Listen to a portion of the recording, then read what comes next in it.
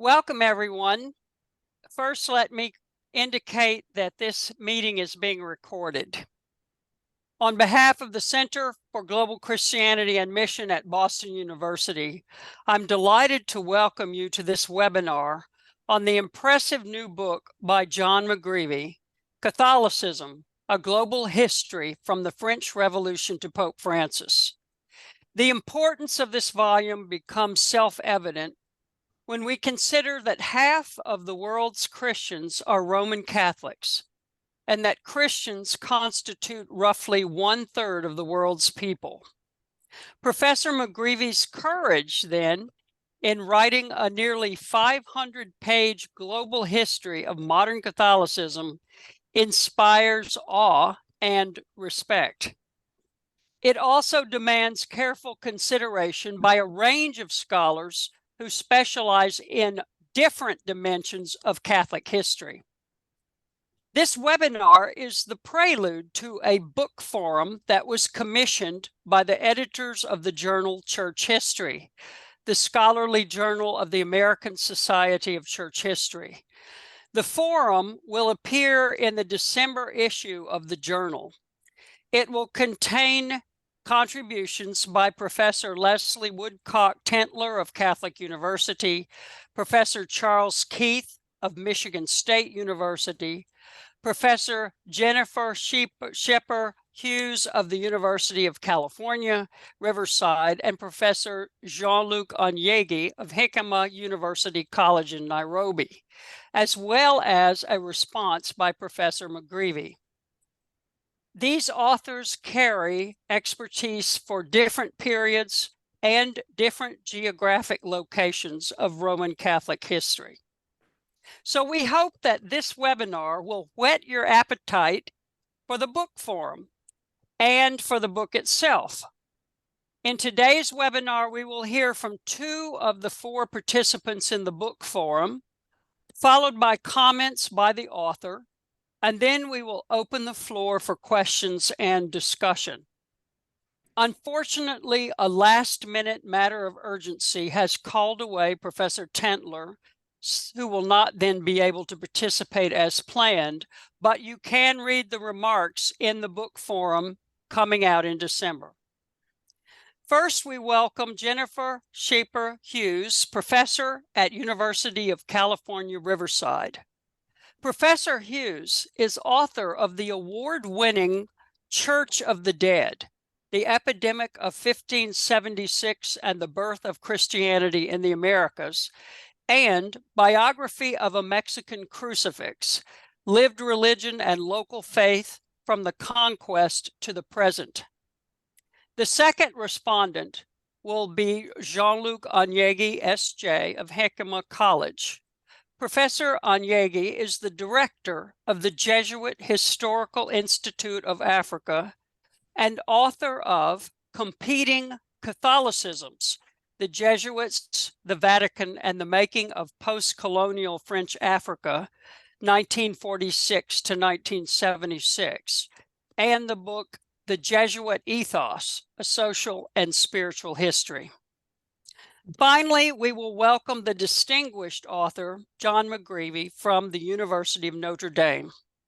Professor McGreevy served as chair of the Department of History from 2002 to 2008 and dean of the College of Arts and Sciences for 10 years. Currently, he is the Charles and Jill Fisher Provost of the university. In addition to the book we will consider today, he is the author of Parish Boundaries, The Catholic Encounter with Race in the 20th Century Urban North, Catholicism and American Freedom, A History, and American Jesuits and the World, How an Embattled Religious Order Made Modern Catholicism Global. So we have a rich feast today for what in the eastern part of the USA is lunchtime. So this will be a fine meal for all of us. And with that, I would like to invite Professor Hughes to begin with her remarks. Thank you very much. And I'm honored and humbled to open our conversation this morning. on this powerful work. I come, especially as you mentioned, to approach this work and think about it, especially in relation to Latin America. And so we'll start in Latin America with your permission. So so the power of this book, I think, is that one of the significant contributions is the way that it presents this chronicle of Roman Catholic history over, you could say, the long 19th and 20th centuries as a jarring reminder of the historical depth of some of the divisions that the church faces today, and especially as these enter the public sphere. And this is very much true for the way for Latin America also, right? And for the chapters and the content that relates to Latin America. And these centuries also very much a time of upheaval, social upheaval, right? But also religious upheaval in the church, right? So in Latin America, we're moving also through independence movements and revolutions and the period of liberation theology in Latin America. And all of these really, I think we can understand as part of Catholic history, right? So independence, for example, very much a Catholic movement, right?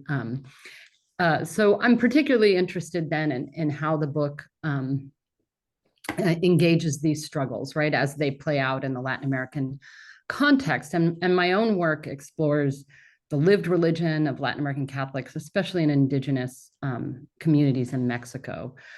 So my comments and my response, my reflections really emerge from my own emphasis and concern on the experiences, beliefs, and practices of those lay people who were subject to projects of empire and colonial projects in Latin America, those today who continue to reckon with the aftermath of colonialism, and how that context continues to illuminate the conflicts of this period and conflicts in the present.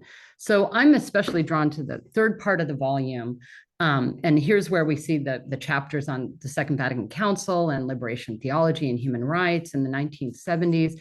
And to me, these chapters as a pair are kind of an anchor of the volume itself. The chapters that kind of build toward that section, the prior chapters build to and point to this third section. So the liberation theology chapter is framed kind of really illustrates powerfully the kind of theological shift, right, of the center of production from Europe, really, and maybe the United States, theological production to the Latin American context. It really articulates very clearly liberation theologians' commitment to emancipation of the poor from oppressive economic systems, and then this complicated rapprochement with Marxism that comes from Latin American thinkers in the 70s and 80s. And then also the chapter on liberation theology frames Pope John Paul II's apprehensions, like growing apprehensions about leftist influence on the Latin American church in the 70s, and then this key tension between Rome and the Council of Latin American Bishops. So my first kind of reflection really is the context, also the context of lay people, of grassroots movements, of liberation theology, right? So liberation theology on the one hand is an intellectual movement, an ideological movement, the purview of professional theologians and these powerful bishops. But on the other hand, liberation theology was a grassroots Catholic struggle for human survival, for hope, for salvation, right? That emerges from acute social and political crises, and that was deeply attuned to anguish of oppressed and impoverished Latin American Catholics. Its ambitions for justice were not limited, obviously, to political and economic spheres, but it also had liturgical and spiritual and affective dimensions to it. It also, very importantly, this is sort of one of the themes I hope we get to talk about today, which is sort of Catholic pasts and Catholic futures, right? Is that it was very much liberation theology. It had a very particular understanding of history, the power of the poor in history, of the way that gospel traditions play out on a historical landscape, and very much a kind of future-oriented vision. So we learn in this chapter about Gustavo Gutierrez, who addresses his theology to the non-person, right, as an extension of Manuel Monet's personalist theology, that the non-person then is the primary interlocutor of liberation theology. That is a human being who is not considered human by the present social order, exploited classes, marginalized groups, despised cultures.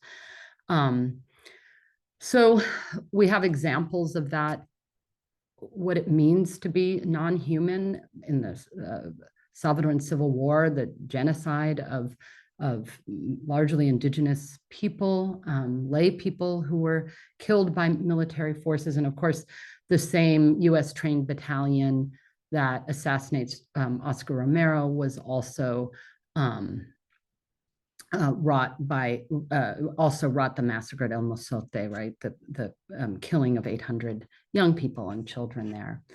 So that's kind of one reflection that I wanted to add. And then the second one, kind of perception, is to just frame and address the suppression and dismantling of liberation theology as one of the most significant church struggles in the 20th century, right? That included censoring and silencing of theologians, the replacing of liberationist bishops with conservative ones, the closing of seminaries and lay empowerment programs, the closing of that Chiapas deacons program, for example, marginalization of liberationist priests within diocesan structures, and then defunding the apparatus of theological production, journals, presses, and publications. So this sort of institutional dismantling.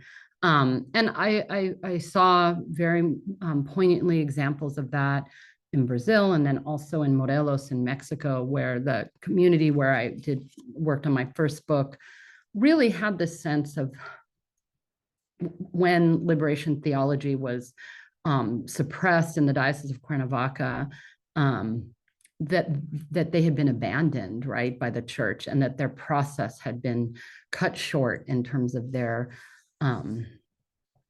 understanding that their own possibility for liberation. And I write in the chapter, in my response in the issue, about the Brazilian context as well. In the last chapters of Professor McGreevy's book, we find both John Paul II and Ratzinger, at that point Ratzinger, expressing a sort of subdued relief about the apparent triumph of capitalism over communism. In 1992, we learned John Paul II proclaimed an era's end. With the decline in liberation theology, he was free to turn his attentions from Latin America to Eastern Europe. Ratzinger similarly felt it was, quote, time to close the liberation theology chapter. The collapse of communism, he wrote, quote, turned out to be a kind of twilight of the gods for that theology. So two things, in conclusion, strike me here. First, the strange confluence of Ratzinger and Pope John Paul's views with Francis Fukuyama's end of history argument regarding the triumph of neoliberal capitalism as the final form of human government, and the end of history's ideological evolution, which I read as decidedly un-Catholic, anti-theological view of human history. And again, here, remember that profound historical orientation of liberation theology, that the gospel is played out precisely in history, and that poor people are the agents of that history, as Gutierrez writes. And then second, I observed that, the magisterium was not just responding with relief to these historic events, but the power I think we see in this text was shaping them, right? So if the historical and ideological struggle between capitalism and communism had finally been resolved, it was partly because the church itself was going about the business of sort of limiting critiques, right, including from within its own ranks, critiques of sort of neoliberalism and neoliberal capitalism, and in a sort of systematic way, suppressing liberation theology as an alternative vision. So I'd conclude by saying that the living memory of Vatican II is surely failing, as we observe in this text, and few original liberation theologians remain with us today. But as historians of the longue durée know, the outcomes and historical significance of these upheavals in the church are still unfolding, and history is not over. Thank you. Thank you. Thank you so much. Let me remind all of you participating in the webinar to be thinking of questions that you can put into the Q&A. Feel free to be starting to do that. So now let us turn to Professor Enyegue.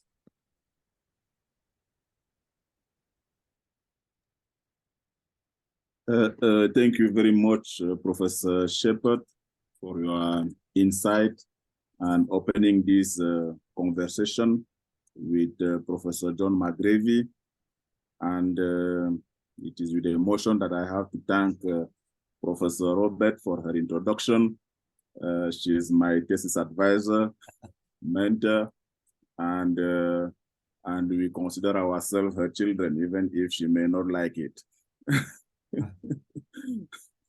I first met John in 2016 when I was then a student at BU, as John received the Gans Award from Boston College Institute of Advanced Jesuit Studies in recognition of his significant contribution to Jesuit studies. We met again in 2019 in Notre Dame during a conference on global Catholicism, of which he was one of the keynote speakers. So this is a great man, a great scholar, of whom I have deep respect and admiration, and who checks all the boxes of my own research interest, either Jesuit history or global Catholicism.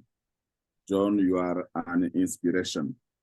And it is an honor for me to be here with Jennifer as one of the respondents for this powerful book on Catholicism, global history from the French Revolution to Pope Francis. I just try to pay attention to the strength of your book, especially how you brilliantly and generously made an effort to tell the African side of the history of global Catholicism. It is something unique, which I really commend. And I found 6 points of connection, and then I have a little wish at the end. The first point is that your book proves that Africa was also a battleground for the French Revolution. It is an important thing to put there. All churches of Congo, Angola, Senegal were almost extinguished. And in Senegal, for example, you even tell the story of a colonist who demanded the missionary priest to hoist a French flag in his church on Bastille Day. And this priest and his fellow missionaries were not expelled from Senegal, thanks to the revolt of native Senegalese. Africa also became a refuge for missionaries expelled by state persecutions in Europe, and a land of choice for missions where they will face a revolutionary colonist.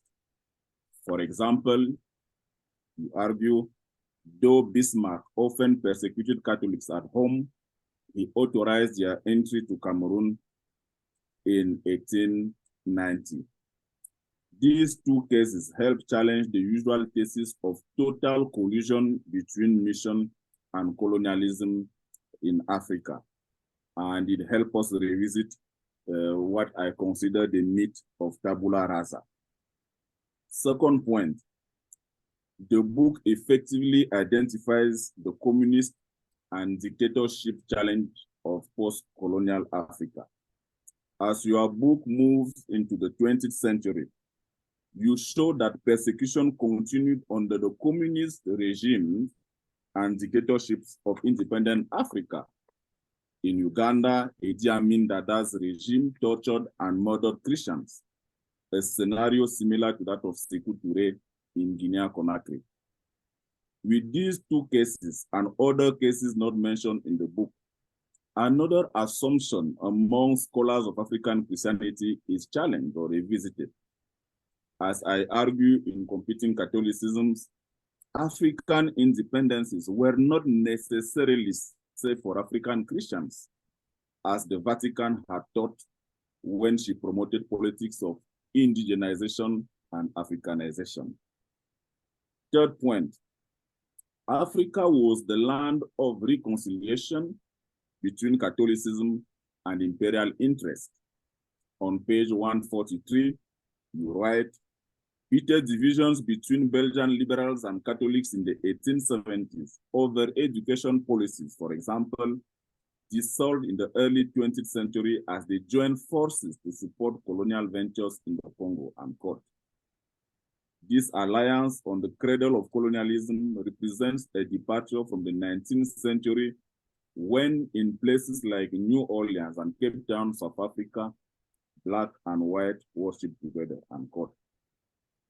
Fourth point, yet African Catholicism was primarily, as Obukalu will say, an African story.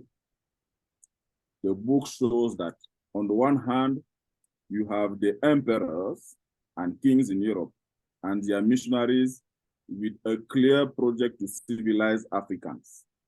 Page 136.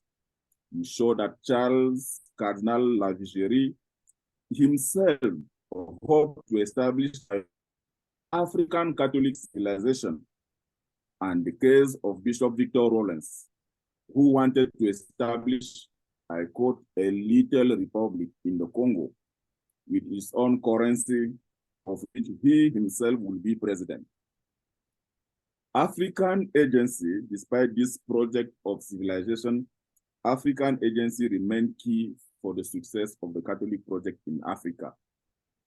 You take the example of African students such as Akwa and Bange, who made waves in German schools and workplaces. Their success were heavily advertised, and as they completed their Christian training in Europe, they returned to Africa where the church needed them to evangelize their own people. Bange, with a large number of Cameroonian catechists, laymen and women, and the 93 missionaries who were present in Cameroon, they ran schools for over 12,000 students. And following the expulsion of missionaries from German protectorates in Cameroon, the departing Western priests handed over the keys of the mission churches to likewise catechists, advising them to marry couples and instruct them on the faith. And when Bange died at the age of 59 in 1932, his life was celebrated in German Catholic mission publications, and his own son Benedict pledged to continue the work begun by his father. By that story, you are showing that a form of Africanization was born, supported by an African clergy trained in Western values, undeterred by the disdain of some ecclesiastical authorities. Among those authorities, you even mentioned Pope Pius IX, who publicly expressed some racial prejudice against Africans, who still relied on the likes of Josephine Bakita to build his African ultramontanism. Fifth point, you effectively appreciate the rise of an African Catholic lay elite. The mid-20th century marked the rise of an African Christian elite, and we often focus on the ecclesiastical elite, but this book effectively shows the important role played by lay Catholics as well. On the one hand, you show that Pope Pius XI remained silent during the Italian invasion of Ethiopia in 1936. And you show that the French government used its diplomats in Africa to negotiate decolonization in favor of its interests And people among these ecclesiastics even mentioned Marcel Lefebvre, the famous. And it showed that white South Africans resisted the appointment of the first Black bishop in 1954. Yet, you clearly show that the leaders of Africa's decolonization and independent movement were mostly trained in mission schools. So that's a very good connection, that the missionaries did not necessarily collude with colonial authorities to dominate Africa. And then you mentioned explicitly leaders like Leopold Sédar Senghor, who is from a heavily Muslim Senegal, and who did not hesitate to assert his Catholic identity and promote Africanization. And I think that that topic of Africanization was not sufficiently treated in the book. And then there is another lay Catholic from Burkina Faso, Joseph Kizerbo, who even complained to the Pope that the Pope was more concerned about communism than colonialism in Africa. Regardless this context, you show African students were very active, and that in Paris, 1950, for example, some of them pushed an agenda that compelled Roman Catholicism to denounce colonialism and decolonize its own history. The call for Africanization by this African Catholic elite matched the growth of African Catholics.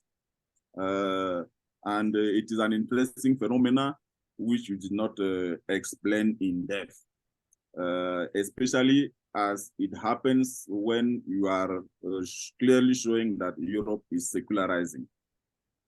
It is in this same context of the growth of Roman Catholicism in Africa that you allude to a debate on priestly celibacy.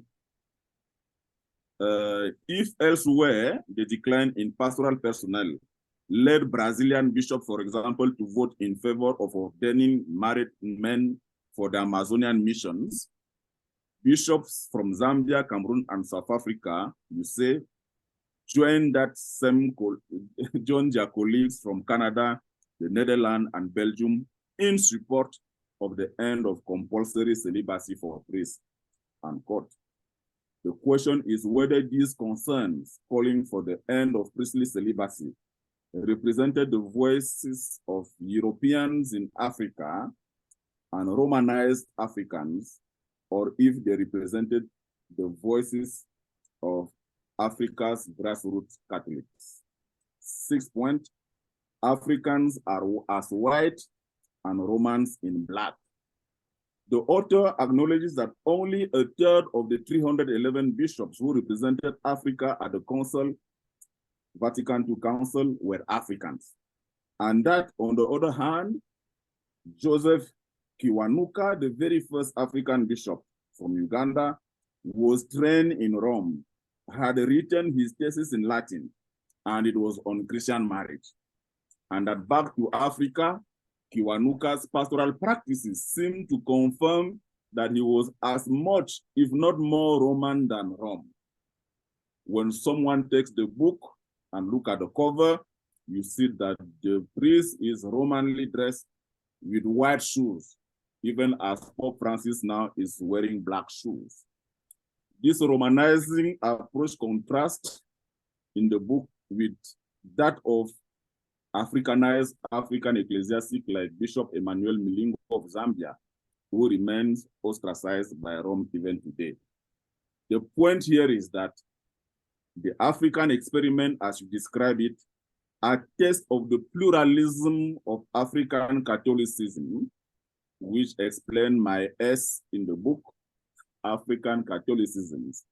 And it also mitigates the idea that the next Christendom with an African majority might be that right wing. It is diverse and plural. My last point is the wish.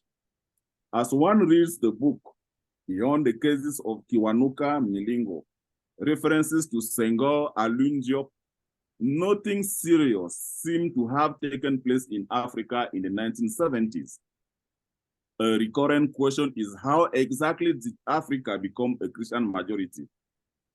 Failing to answer that question is, in addition to a number of nameless references and pictures of Africans in the book, give the impression that the author is a great global historian with focus on North America, who has a good knowledge of Europe and some knowledge of Latin America and Asian church history.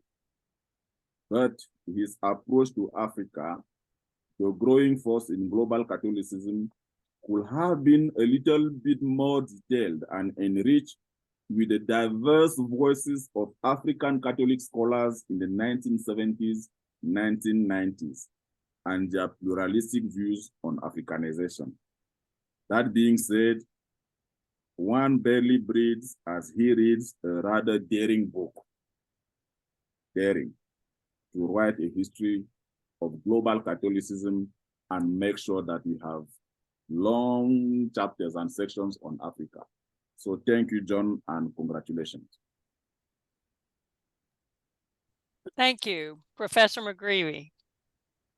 Thanks to my colleagues, Jean-Luc Enyegue and Scheper Hughes, for their very generous comments. I've not met Jennifer in person. I have met Jean-Luc and Dana, and I'm honored that you commented so thoroughly and insightfully on the book, and very happy to be on this panel too.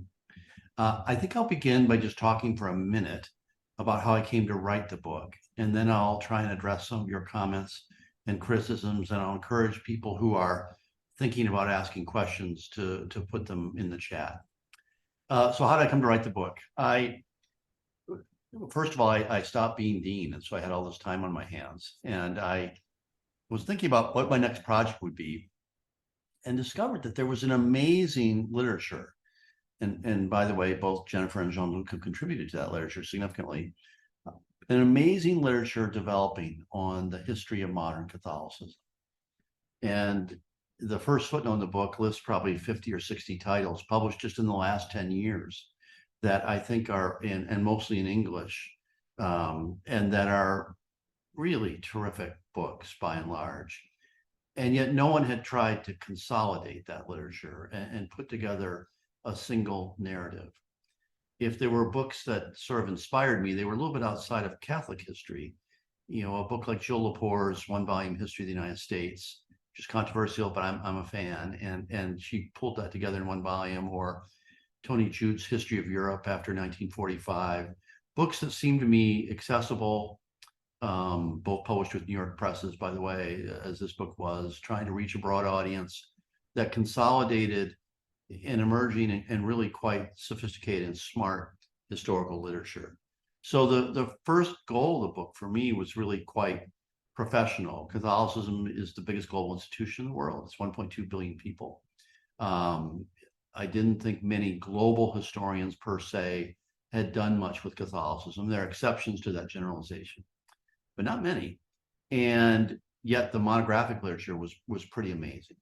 And could I consolidate that? And I kept thinking, you know, for example, there's a wonderful book by Henrietta Harrison about a Chinese Catholic village, and from the 18th century up until the present. And it's a great book, and she uses Vatican archives, and she really tells a marvelous story. But how would that book look if it were compared to similar stories in Latin America, or we did more work to trace out the connections between those events in what is, after all, a global institution? You know, the global historians of cotton and the global historians of disease have made extraordinary progress in the last generation, but sometimes they have to really search for the connections, and you actually don't have to do so much searching with a self-consciously global institution. Okay, so that was goal number one.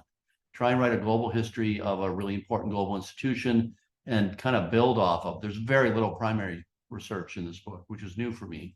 It's almost all monographic. And you have to imagine me, this was my pandemic. So I'm in the library with my mask on, big stacks of books around me. I live about 4 blocks from the campus. This was what I did most of my pandemic. So I was fortunate to be able to do that. My second goal was a little more personal. You know, much to my surprise, I've ended up as a university administrator at a Catholic institution. And so the sort of existential questions of what should Catholic institutions be doing? And what is the future of the church? And as someone who is Catholic, but also working in this milieu, have become more pressing. And I get asked all the time, and I sometimes wonder myself, where are we going and how did we get here? And I thought a book like this might serve a purpose for that community too, that it would be, I hope, an informed, insightful, savvy even guide to how we got here at a moment, well, like so many of our political system, our ecological system, but also our ecclesiastical system seem to be under strain and mutating in very profoundly new ways. And if I could help in that evolution by having a savvy guide to the last 2 centuries, that would really be something. And so those are the 2 goals of the book: to try and capitalize on this monographic literature and tell a story that excites the global historians about the most global institution in the world. And then second, to be a sort of insight and self-reflection for Catholics and people working in Catholic institutions. We'll see. I'll let you decide how well I did that, but that's how I got into it. On the particular comments, first of all, they're both, again, very generous and almost too generous. I think I agree with Jennifer that the whole question of the relationship between lay people, and I would add especially indigenous lay people, and what you might call Catholic leaders in Latin America, is an underdeveloped theme in the book. And I wish I could have done more with that. I don't see as sharp a divide as she does between lay people and clergy, lay people and bishops. I see it more cutting across the institution. One way you see it cut across is the way in which, even at the moment, at the high point of liberation theology, which is an absolutely fundamental topic, of course, millions of Catholics are leaving churches, Catholic churches in Brazil, for prosperity gospel type, more Protestant evangelical churches, and shaped by the charismatic movement. And how do we make sense of that if the divide is between lay and clerical? I mean, or does it really run through the structure? Similarly, I agree with her entirely. I wish I had done more on how the kind of very self-conscious dismantling of liberation theology. I jotted down a phrase she wrote. She just said, about the whole means of publication, the journals, and all of that was dismantled in a pretty short time. That's right, and I could have done more with that. Nonetheless, as you say, if you said 20 years ago that the Pope was going to be someone deeply informed by liberation theology from Argentina, who had lived long periods of time directly in contact with the poor, no one would have believed you. And yet here we are. And so there's a way in which some of the ideas of liberation theology, and Francis, of course, has his own spin on it, are more important than ever within the global Catholic context. So again, that distinction between elite and lay people, it's being encouraged at the top, but and has a complex reception at the bottom. I hope you write a memoir, Jennifer, of your year in Brazil and Cuernavaca, because in the 1980s, I would be the first to order that book, because I think we need, certainly in English, and I don't read Portuguese, so we need many more accounts of what was really a time of ferment. I actually struggled to find good accounts in English or French, or the things I could read, of the whole base community formation in the 70s and 80s, and how that connected to official structures. There's some good work on El Salvador and Nicaragua, but less so, I thought, maybe on Brazil and Southern Cone, Latin America. And so there are just real opportunities there to tell that story, because that story is only becoming more important in the Francis era for the global church. I mean, that story has taken on a heightened importance now. That story of how do we respond to a global economy? What is the place of the poor? How do we think about relationships between multinational corporations? That's the term of the 1970s, but now other kinds of corporations in the early 21st century. So all of which is to say, I very much agree that more could be done between lay people and clerical elites, and thinking about that relationship, but also thinking about the broad relationship of Catholicism to the wider society. Jean-Luc, thank you for your generous comments again. And I won't run through your 6 observations one by one, but I'll just note that if you frame it as colonization, decolonization, just for a second, I wouldn't have started the book thinking this, but if I had to choose almost one theme for the book, certainly for the 20th and 21st century, that would be it. Colonization, decolonization is just central to the church that we now have with its demographic center. You know, is the demographic center of the Catholic Church right now is a woman in Costa Rica or Manila or Nigeria. It's not someone who looks like me. It's not someone in North America or Western Europe.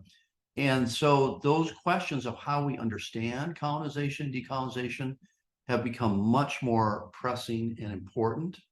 I like the I mean, I noted too how amazing it is that the confessional struggles within Europe in the late 19th, early 20th century, in part, that is between Protestants and Catholics or secular elites and Catholics, in part propelled the evangelization or the second evangelization, Catholic evangelization and Protestant evangelization of Africa. And there's a tremendous link there by German priests being expelled from Bismarck's Germany and then ending up in Cameroon. I also agree that we need more analysis of the whole story of evangelization. As you know, there's some very good work on Uganda and Kenya, but not maybe as much beyond that on how it worked. Lay agency, often catechists, because of racism within, you know, accepting the candidates for the priesthood, and the explosion in the African Catholic population in the early 20th century first, and then in the period after World War II second, you know, separating those two events demographically and causally, but then thinking through how it actually happened day to day. We just need many more accounts of that. I appreciate the emphasis on African agency that's connected to that catechesis and the evangelization of the continent. I also, I mean, if we were to take 2 characters from the book that I treated briefly, you know, because I will tell you, I came in at 170,000 words, and my editor at Norton said I will not read a word beyond 140. Or, I'm sorry, will not read a word beyond 125. I just about had a heart attack in front of my computer, and I ended up at 140. So even though it kind of feels like a long book, I mean, it's, you know, it is 400 some pages. It's not a huge book in terms of words. So you're always thinking about what you can include and not include. But take 2 African Catholics, Senghor, the president of Senegal, first president of Senegal, major figure in 20th century African history, and also a major Catholic. And he's part of the story of decolonization. He does decolonization in a literary sense, right? He's always looking, he's a poet and looking for forms that aren't exactly Western forms. He's one of the founders of negritude. And then he does decolonization in a political sense, right? Senegal's independence from France, and he's the first president. And then he does decolonization in a religious sense. He's one of the actors saying we need to drop the ultramontane forms that created, in some ways, the contemporary African Catholic Church, but no longer seem authentic to that church. What an amazing figure that he's living at the exact same time as, you said, Kiwanuka, who's the first African-born African bishop in Uganda, who's more Roman than the most deep Romanists. I mean, he writes a dissertation in Latin. He's fiercely against polygamy, which is a very fierce debate within sub-Saharan Africa in the mid-20th century. He trains his seminarians in Latin. He organizes parishes along a somewhat European model. But then he too, at the Second Vatican Council, there's a famous event when the bishops come out on St. Peter's Square, and it's for the canonization of the Ugandan martyrs. And they have a long, you know, ceremony invoking this, and Kiwanuka's in the front row, and he organizes groups of African drummers to be there. Doesn't sound radical to us now. That was a profound moment in 1964. And so he too is this interesting mixture of colonization and decolonization. So last comment, I certainly agree with your instinct that we need more sophisticated discussion of the many African Catholicisms. I think that's the book you need to write, honestly. In the 1970s, 80s, and 90s, I don't have a sense of that. I don't have a sense of what were the often submerged but very significant internal debates on the future of African Catholicism. And so I just absolutely agree with that observation and wish I'd done more on that in the book. Okay, I'll stop there. Thank you. Very rich remarks, all three of you. We have 2 questions so far in the Q&A, 3. The first, let's see, we'll say answer live, says, thanks for the excellent discussion. I wonder if any of our panelists could offer comments on the recent removal of Bishop Strickland and what implication it has for the Catholic Church in the next few years. Would any of you like to tackle that question? I'll take a stab. I mean, that's a funny one because, this is not a historical question. I mean, this happened this week. Bishop Strickland is this far right-wing bishop in Tyler, Texas. And I mean, to put it generously, he has extreme views on vaccines and conspiracy theories about the church. He's very anti-Pope Francis. I think that's very fair to say. And eventually Francis is tired of him and said, we really can't have you as bishop because you're not in communion with bishops. What's interesting historically about this is a Bishop Strickland 50 years ago would have been anonymous. Who would have known who the Bishop of Tyler, no offense to Tyler, Texas, I'm from South Dakota myself, but who would have known who the Bishop of Tyler, Texas is?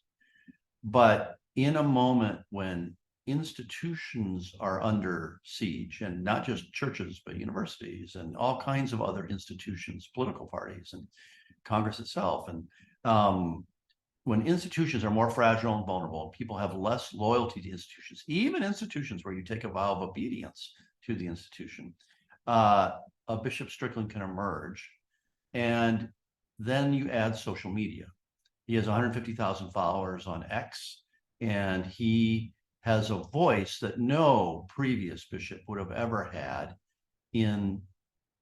without the access to social media. And so you put those things together, distaste for institutions, conspiracy theory that kind of parallels, far-right populist politics, and you get a Bishop Strickland.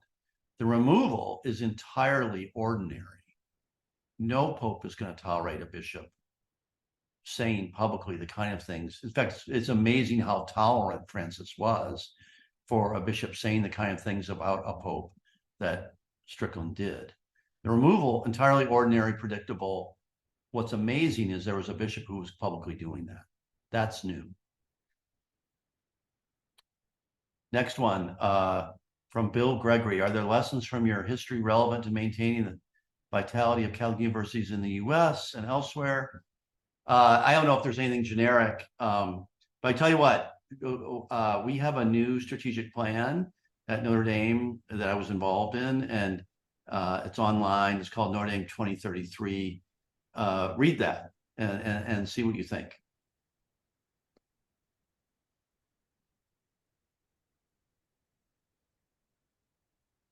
And I don't know, do my colleagues want to take a look at the question from my friend, great friend, Mark Knoll?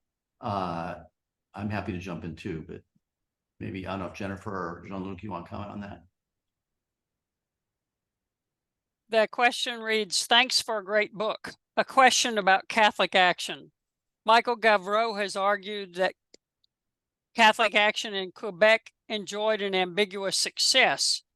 It succeeded in moving Catholicism out of state ultramontanism, but it did not succeed in sustaining a vital popular Catholicism once the reforms were carried out. Was this Quebec history typical for the history of Catholic action elsewhere? Was the history of Catholic action entirely place dependent, or?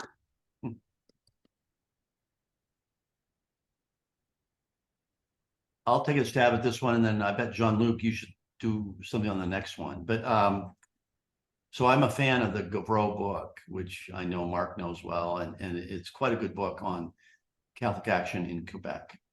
And Quebec is an interesting case study, right? Because if you'd have plopped down in Quebec in 1957, you'd have said this is one of the most Catholic places in the world.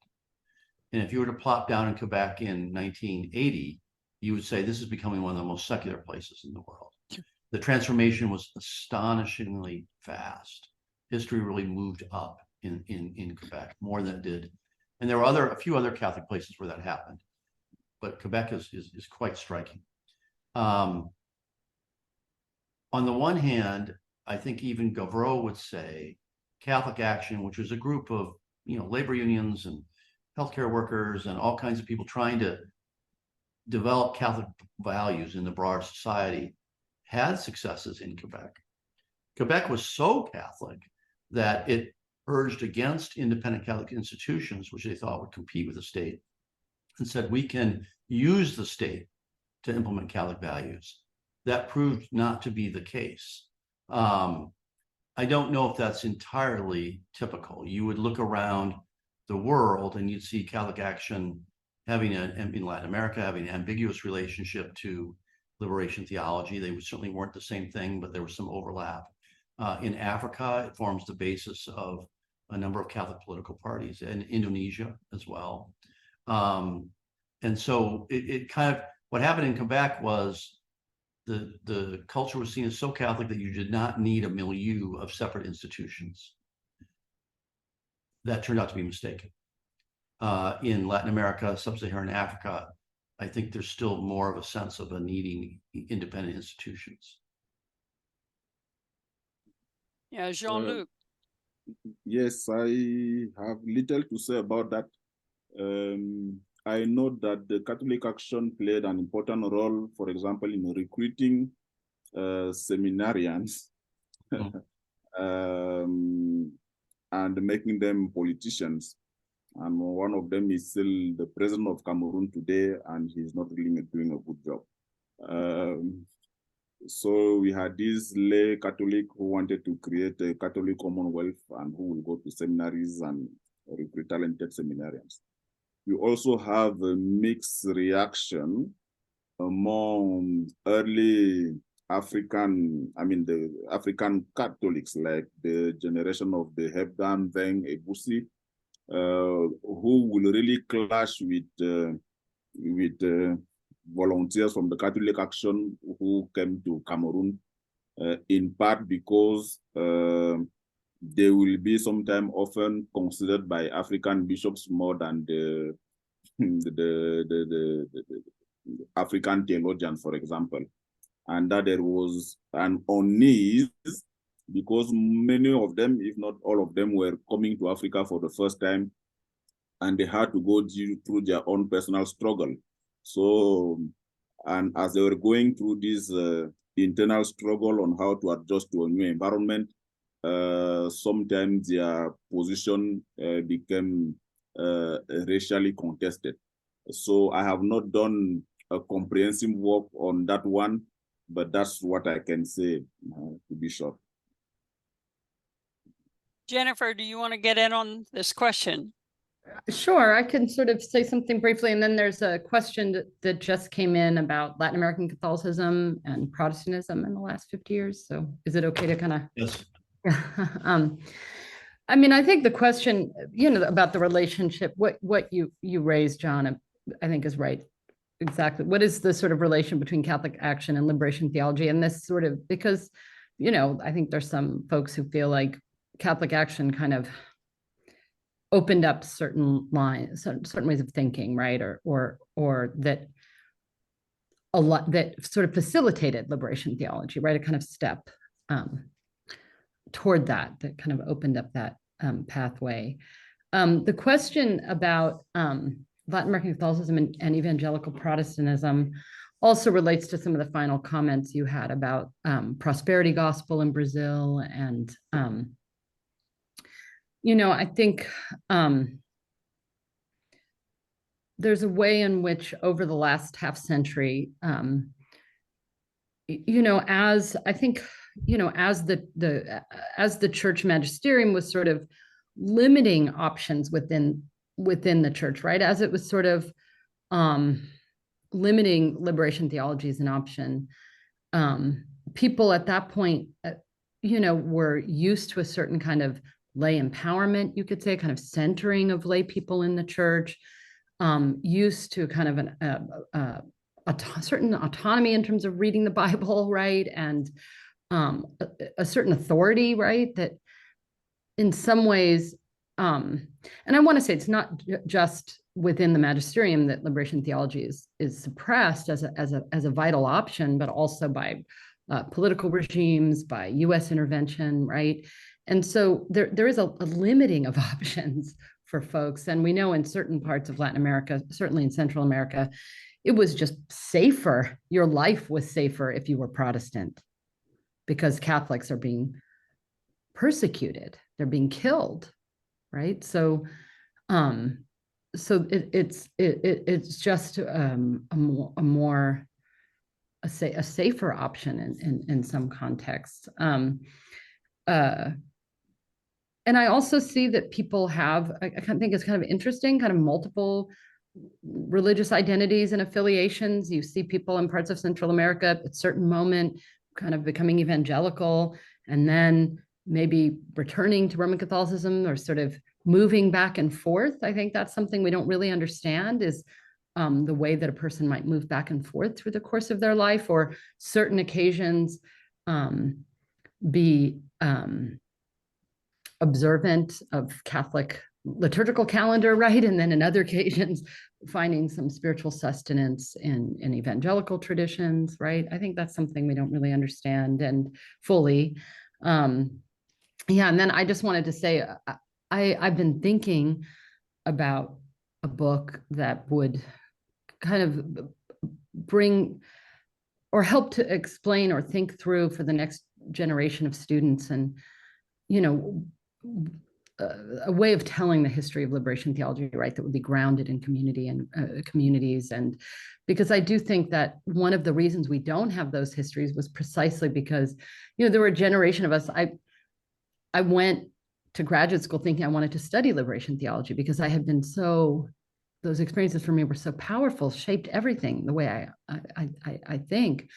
But I was told, you know, that it was sort of passé, or it was dead, and people weren't to work on it. And I wasn't the only one. There are many scholars in my generation.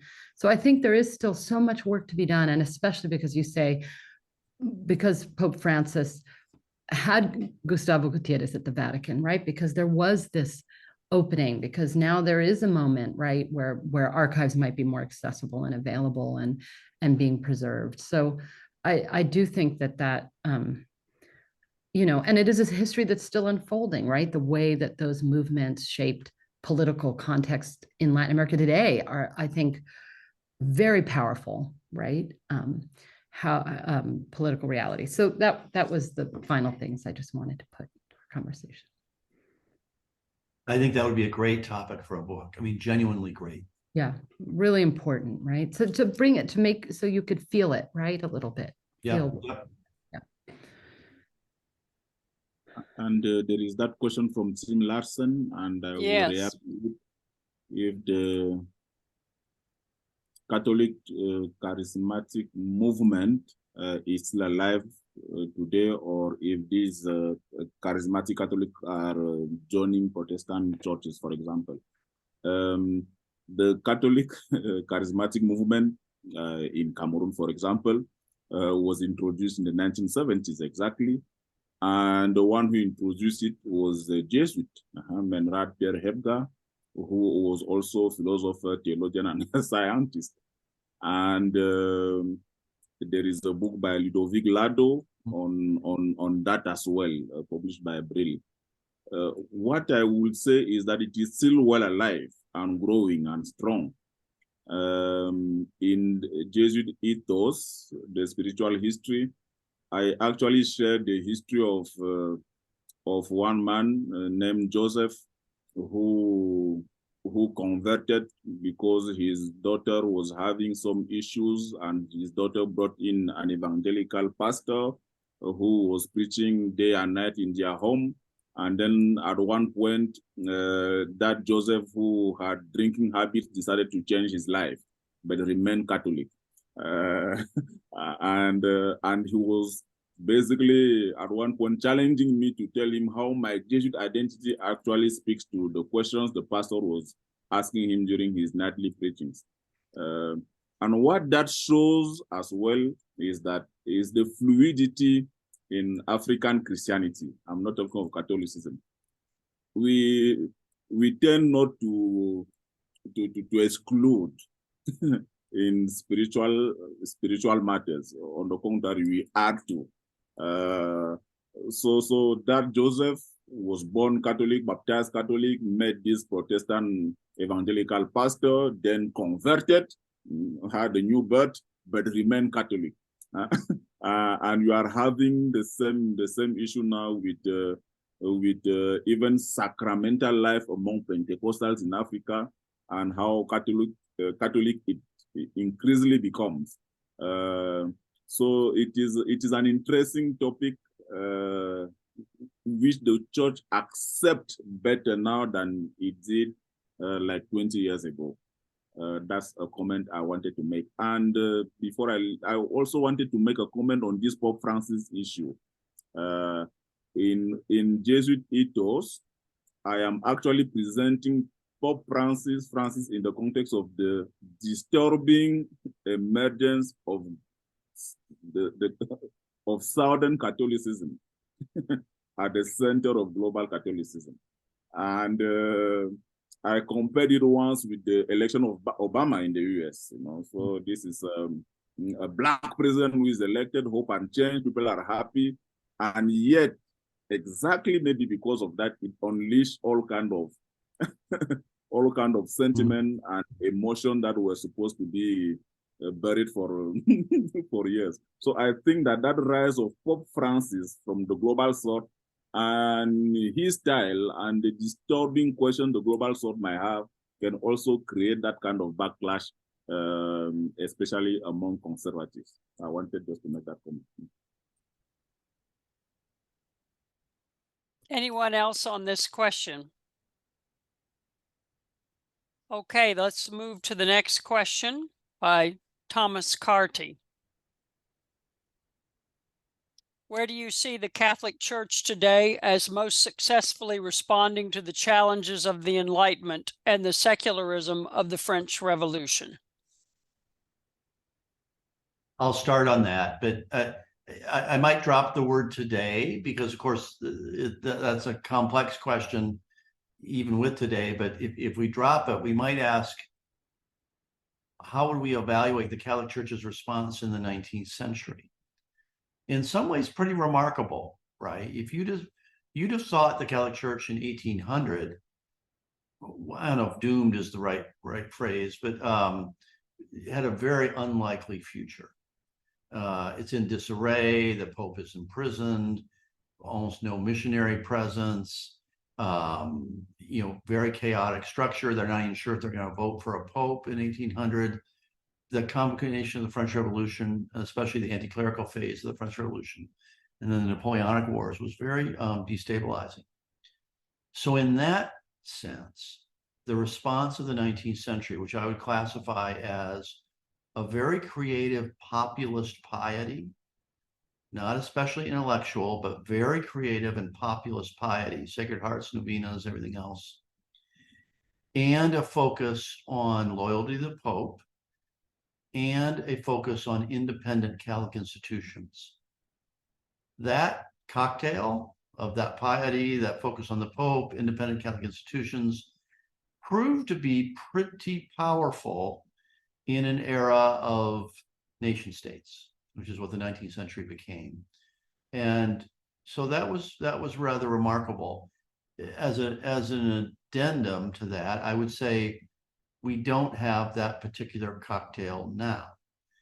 We don't have that as a populist piety that speaks to all levels of society. We don't have anything that quite replaces the loyalty to the papacy, and we don't have a sense of what should the role of Catholic institutions be in as sharp a definition as we did in the 19th century.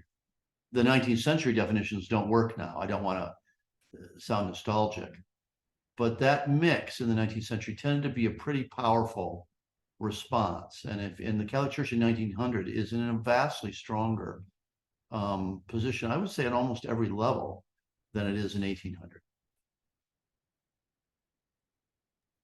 Anyone else on this question? Thank you, John, for that insightful answer. I will even suggest that maybe we consider the way we even write history and mission history. Yeah, right. As Christianity moves decisively toward the global south, issues of popular piety, how do we integrate them in the way we write history? When we look at mission history and we focus on things like accommodation, and our models remain the Matteo Ricci, all these people, which is great, and they are brothers of mine in religion, Jesuit. From our side, we are looking at it through different lenses. Like the most successful missionary is not necessarily the one who has a plan, strategic plan, who has a strategic plan, but the most successful missionary in our context, and we are seeing it more and more in archives, is the one who was holy. So how do you integrate virtue, holiness in the way we write history and move away from this rationalizing approach we had in history from the modern period? It is something that I really want to put out there. As Christianity is changing, people have different approach to the way we read our history and write that history. So would this be a fair way to put that, Jean-Luc? The Catholicism of the 19th century was deeply global. I think we've underestimated that, how global it was. 19th and early 20th century. Deeply global, but not in any way multicultural. Yeah. And you're saying that in the 21st century, successful missionary work, if I can put it that way, will also be global, but will be deeply multicultural. Or am I mishearing you there? Yeah, you are right. Absolutely right. Yeah. And even that multiculturalism is something that will not be, so there will be a time of transition. So the Pope Francis crisis in the church and Christianity is something that will take place even in scholarship. Interesting. Africans, when they celebrate in the middle of London, they will be strange. And for some time, people in the wealthy neighborhood of London will react to it in a certain way until there is a deeper encounter, which I think has to do with spirituality and virtue more than strategies. I know we're near the end of time, and Dana, I just make one point. One of the interesting things that's come out of the reviews so far, which Jean-Luc hints at, and I think Jennifer does too, is in some ways the book follows a fairly conventional narrative. I mean, there's no more conventional beginning point for modernity than the French Revolution, for example. Now, I defend that, and have an argument I can deploy to say this is why that's right. But what would a global history of Catholicism look like if it began in Manila or it began in Nigeria? I think that's part of what Jean-Luc is asking. And I don't know if we're equipped to write that yet. I mean, that's a genuine, I myself don't know, if you can write that. But if you could do that, that would be a genuinely different paradigm for how to understand this global institution, which was once demographically centered and intellectually and spiritually centered in Europe, and now is becoming demographically and intellectually and spiritually centered beyond Europe, well beyond. That is, looking a generation ahead when this book is long forgotten. It'll be interesting to see if people can write that book where it begins from a different spot and therefore has different plot lines and everything else. And eventually consider interdisciplinarity here. I am at Hekima, and our next neighbor is Kibera. And Kibera is one of the largest slums in Nairobi, in Kenya. And inside Kibera, we may have 200 churches. Yeah. So I am actually sending my students to Kibera just to collect data on what is happening. Yes, good. As far as Christianity is concerned. So, but as we collect this data, and you are people who work on global Christianity or global Catholicism, then you will need interdisciplinary research to actually see what exactly is happening in a place like Kibera, and maybe give a face of the global Christian community to come. It is really something that is important. Very important. Let me ask for closing remarks then at this point to see if Jennifer, Jean-Luc, John, all three of you professors, if you have any closing remarks you'd like to make for the webinar. I mean, I think just to kind of also transition out of this last conversation, that the sort of dynamism and real powerful sort of in that response to secular movements and that response to global change that your book brings to life in a really powerful way. And the spaces where there really is a non-defensiveness, like a kind of powerful curiosity or interest or openness, or a kind of, at least a kind of question mark about what it all might mean. I think that was the part that really will stay with me, right? In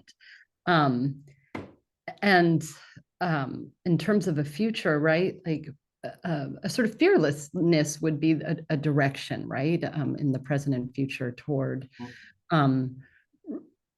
because human history is always, there are these radical shifts and developments and social forces which the church is part of and also outside of. And I think that's the sort of dynamism of that response and the complexity of it, right? Because clearly there,